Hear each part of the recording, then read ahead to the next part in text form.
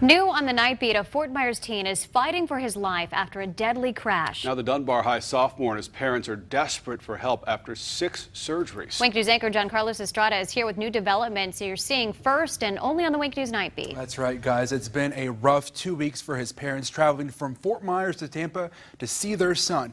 Now here's Mark at the hospital, covered in medical tubes. He survived a horrible crash just 2 weeks ago.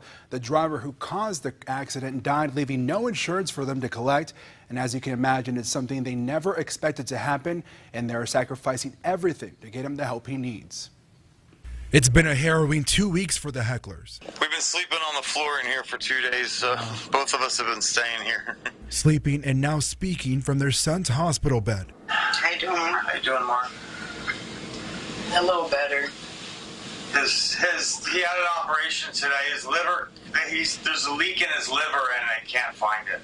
Their son, Mark Heckler, a varsity Dunbar baseball player, is now at a hospital with broken legs and internal bleeding from a head-on collision. It's okay. I got to the hospital. Their 60-year-old son still traumatized by the crash.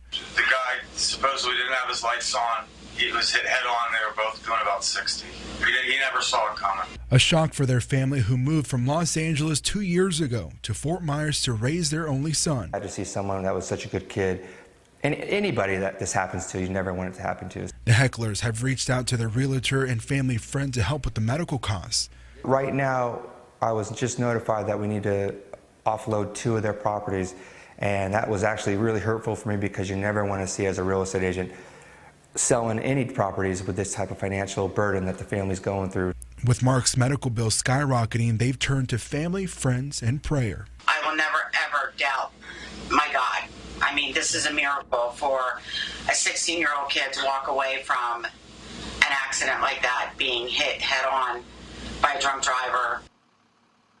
Mark's parents say their son has a long recovery ahead. He is scheduled for another surgery on his liver this week to help find that internal bleeding.